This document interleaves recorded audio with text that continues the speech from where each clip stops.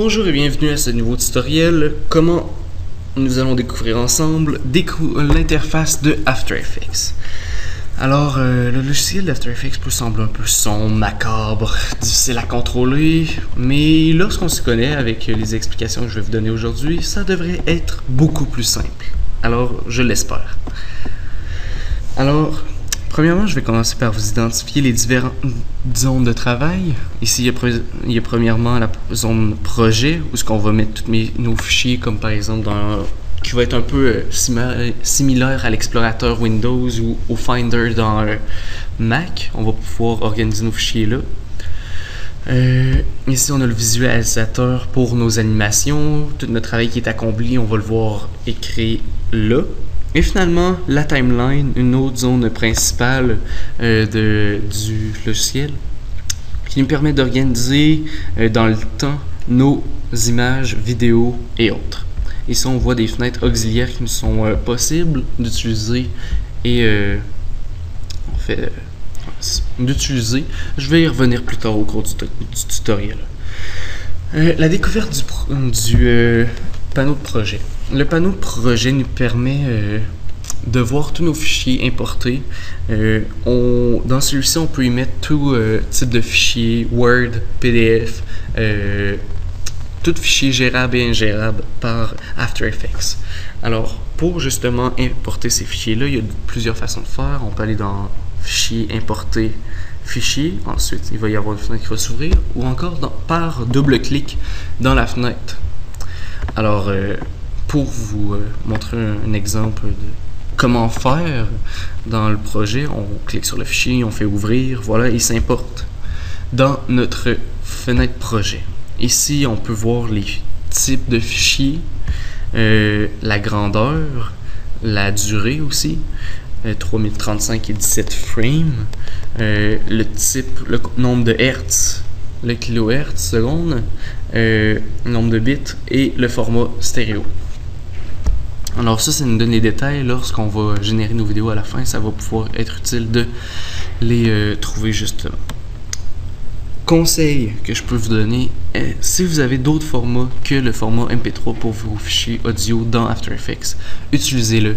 Car les fichiers MP3 dans After Effects, malgré une grande stabilité et les améliorations qu'ils font à chaque année dans le logiciel, il y a encore une instabilité par rapport au MP3 et va provoquer des bugs dans votre production finale, ce qui peut être malheureux lorsqu'on a passé plusieurs heures à générer un fichier.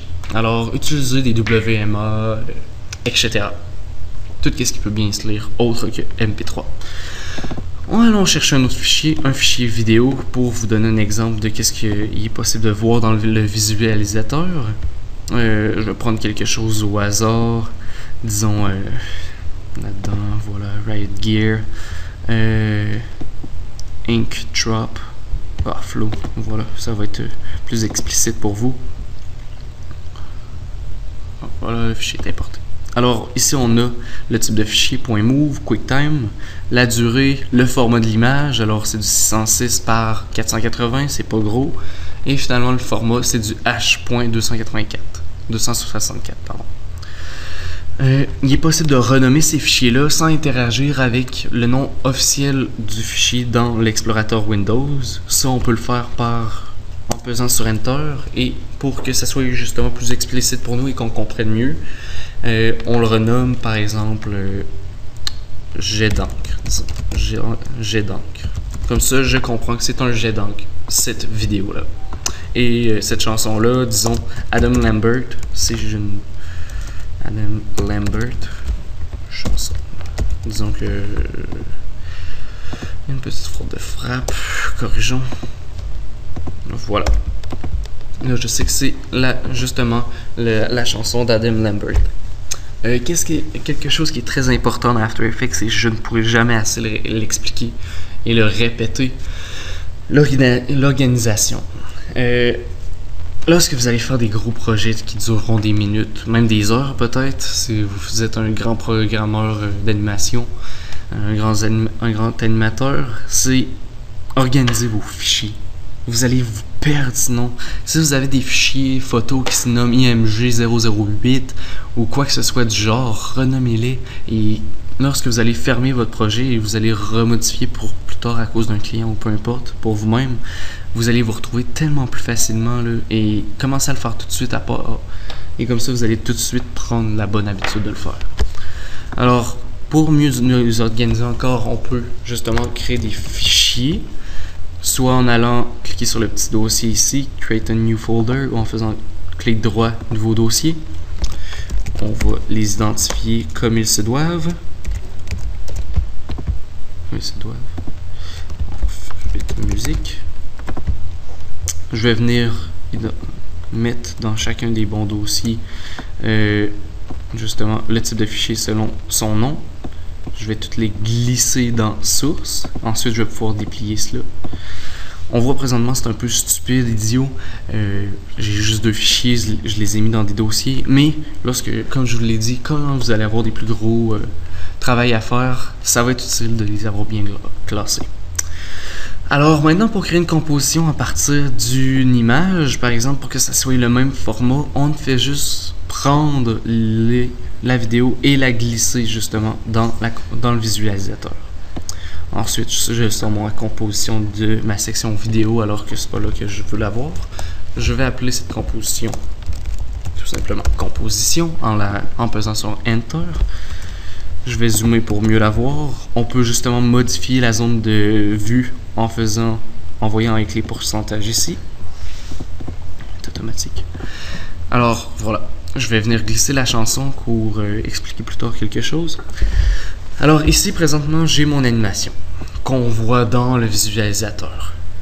Et ça, à partir du timeline, je peux décider qu'est-ce qui est vu ou pas dans la vidéo à un moment sélectionné précisément. On peut voir le temps ici ou encore à partir des petits signets qu'on a ici présents.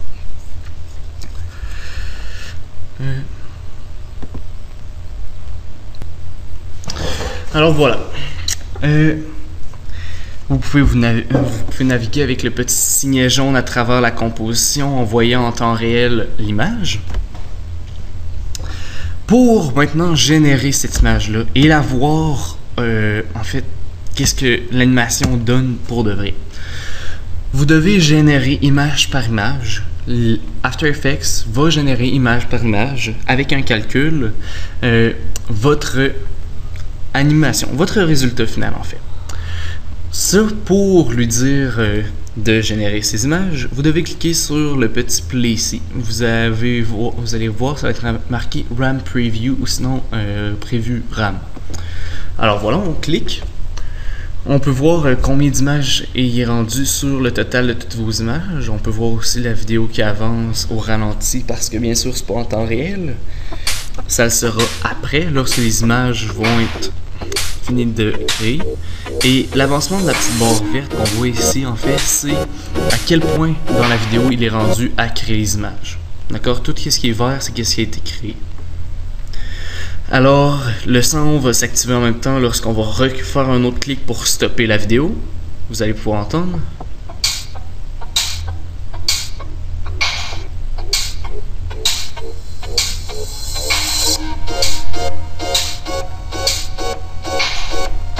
Alors, vous avez pu constater que le son s'est activé en même temps parce que j'ai ajouté une chanson au hasard comme ça. Là, ça a aucune importance à une vidéo parce que celle-ci n'avait pas de son.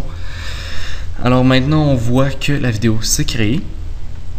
En fait, c'est juste un prévu qu'on avait à une résolution Full HD. Alors, si on crée notre vidéo dans les mêmes tailles, on aurait le même résultat, dans la même qualité, si vous sélectionnez bien votre création de fichier. Alors, voilà. Vous pouvez donner l'ordre des priorités à After Effects en venant jouer avec le numéro ici, en les faisant glisser une en dessous de l'autre ou une au-dessus de l'autre. Et vous verrez ici, il y a des modifications lorsque vous aurez plus de calques dans votre timeline. Qu'est-ce que je voudrais faire par exemple? Je voudrais juste voir cette vidéo-là. Par exemple, j'aurais beaucoup d'autres calques. Je voudrais juste voir cette vidéo-là isolée des autres. qu'est-ce que je peux faire? C'est cliquer 2 fois dans le fichier projet, dans la fenêtre projet dessus. Qu'est-ce qui s'ouvre automatiquement? C'est la visualisation instantanée. Qu'est-ce que ça va faire? C'est un peu comme un lecteur multimédia des objets qu'on a sélectionnés en fait. Si je voudrais juste voir ça. Alors si je fais play, on va voir qu'il fait la lecture au ralenti parce qu'il génère les images encore une fois de la vidéo. Mais si je fais le prévu RAM de ça, pardon, présentement il n'est pas à la bonne vitesse. Alors voilà, il est beaucoup plus rapide. Et on peut voir l'avancement dans le temps avec le petit onglet jaune encore qui se déplace à fur et à mesure que le temps avance. Alors on peut refermer ça. Ça c'était pour le visualisateur instantané. Le contrôle du temps. Les vidéos sont des embranchements de milliers d'images, dépendant de la longueur de vos vidéos bien sûr, mais ce sont des enchaînements d'images avec du son pour finalement créer une vidéo. Voilà comment on peut résumer une vidéo. Pour, admettons, naviguer à travers le temps de votre vidéo, à travers les images de votre vidéo, on peut s'y repérer soit avec les différents onglets de temps qui sont marqués ici. Si on les veut plus précis, on peut zoomer avec les grandeurs de montagne qu'on voit ici. Alors ici, on peut voir qu'on est rendu à 3 secondes.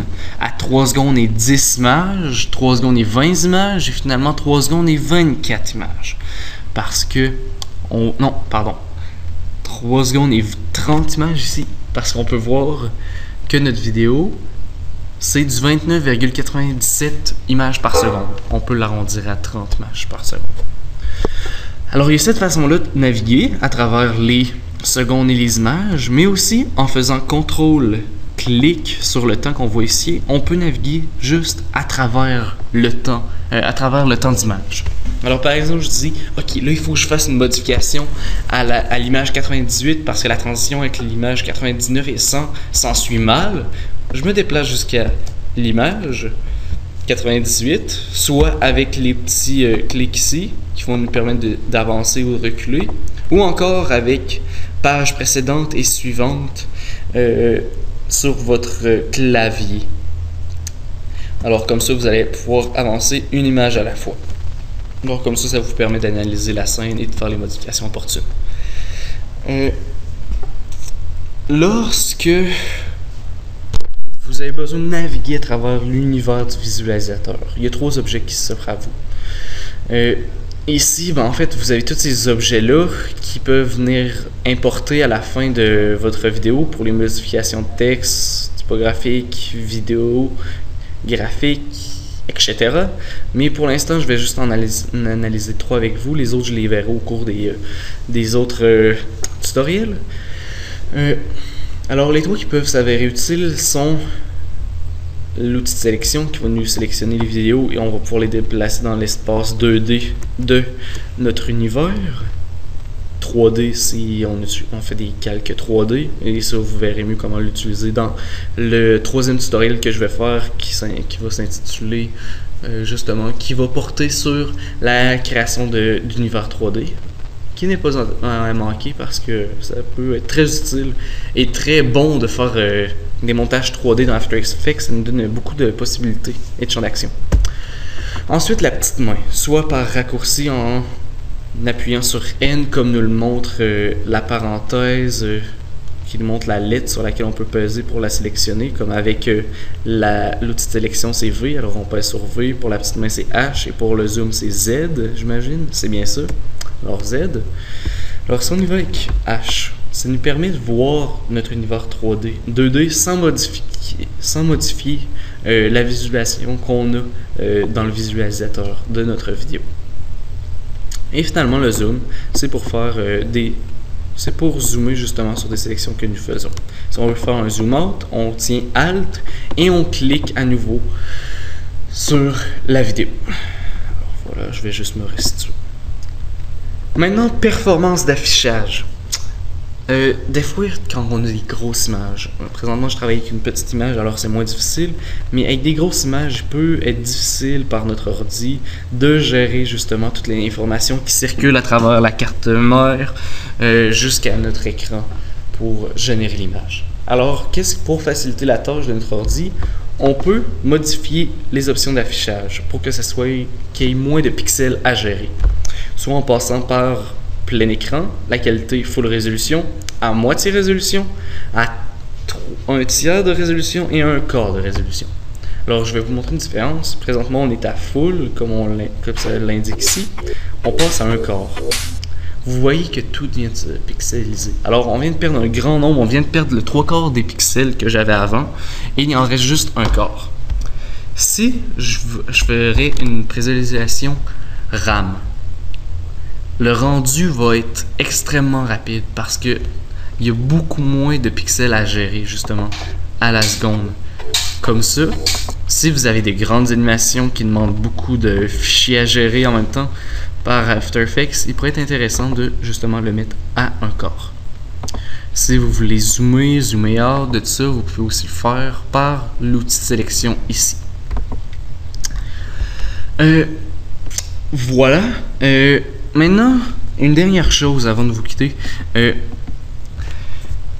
After Effects est très souple dans sa mise en page, dans sa mise en forme. Il nous permet de modifier et de le mettre à notre guise justement l'interface avec laquelle nous utilisons. Il y a beaucoup d'options qui s'offrent à nous.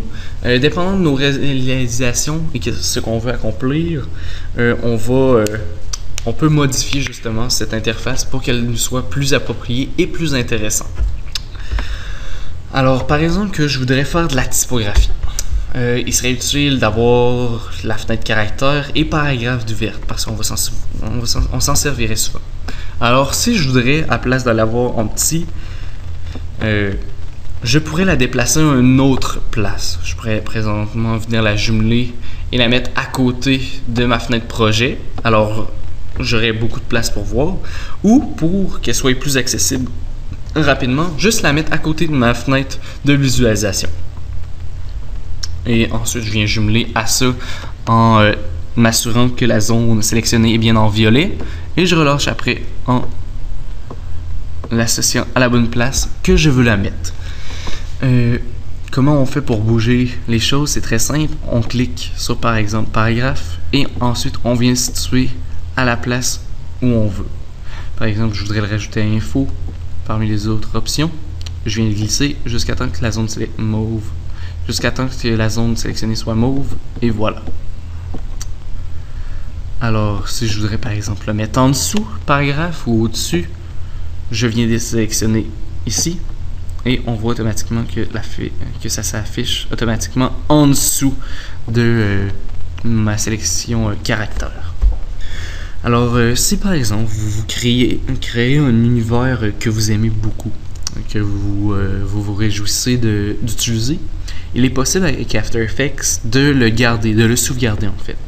Et ça, on le fait comment? C'est dans Espace de travail ou Workspace qu'on va aller faire New Workspace et qu'on va sélectionner, ou qu'on va le nommer, par exemple, je pourrais dire démo tutoriel pour typographie. Et je ferai OK. Dans ce cas-là, je vais faire cancel parce que je ne veux pas l'enregistrer. Et ensuite, il sera enregistré parmi vos autres ici. Alors ainsi, vous avez justement vos fenêtres qui s'affichent selon l'ordre que vous leur avez donné et l'organisation que vous les avez donné. Alors voilà, pas grand chose, pas de grande création aujourd'hui, seulement l'apprentissage et la création, l'organisation du logiciel, comment elle se fait. Et voilà en grands termes, en résumé, ce que vous pouvez faire avec l'interface de After Effects. Une dernière chose qui peut être intéressante, lorsque vous allez en composition, bien sûr, il faut que notre composition qu'on veut créer soit sélectionnée. On va faire pre-render ou encore la pré-création en fait de notre fichier. On sélectionne. Maintenant, là, ça ne va pas marcher. Same RAM preview. Non, c'est pas vrai. Faites pas ça. C'est plutôt Add to render queue. OK. Quand vous faites ça, ajoutez à la liste d'objets en attente, vous voyez ce qui pourrait se créer. Alors présentement, je le coche pour dire que je veux créer. Alors, je veux créer ce fichier-là, cette vidéo-là que je viens de faire. Alors, on sélectionne vers où qu'on veut l'envoyer. Je vais l'envoyer sur le bureau. Je vais le laisser appeler composition. On voit que le nom du fichier s'ajoute. Par contre, on va juste sélectionner les bons types de fichiers pour avoir la meilleure qualité possible sans que la grandeur du fichier soit trop exhaustive. Alors, je vais vous dire ce que j'utilise toujours pour mes créations. On va dans Render Setting. Ensuite, on sélectionne le format qui est le plus approprié pour nous. On le garde à la même cadence. On fait OK. On ne touche à rien. Et finalement, pour le format, s'il veut bien s'afficher, bien sûr, on sélectionne H264. On va ensuite dans le format d'option. On y va avec une cadence minimum de 15 et maximum de 20. Ici, on va avoir une belle qualité d'image, non, avec une taille de fichier qui est bonne et qui ne va pas dépasser les gigs de notre disque dur pour rien. Alors voilà, ensuite vous venez cliquer ici dans Render, vous devez vous assurer que dans la liste d'attente, que votre fichier, votre composition est bien sélectionné en le cochant et vous faites création render et il va aller directement là où vous l'avez dit que votre fichier allait apparaître. Alors voilà comment nous créons un fichier. Ça met fin à ce tutoriel, à ce premier. Suivez-nous sur mon site web justement. Il y aura d'autres tutoriels intéressants pour vous. Apprenez à utiliser les bases de After Effects avec les 4 tutoriels que je vous présente. Et enfin, personnalisez votre style. Et faites-le avec style, justement, un petit jeu de mots que je peux glisser. Allez justement dans la section avancée du site web et il y aura 4 autres tutoriels qui s'offrira à vous pour justement créer des introductions, des animations, des effets vidéo intéressants pour justement vos montages et créations que j'espère seront tout aussi intéressantes et passionnées que les miennes en fait. Bonne fin de journée et au plaisir.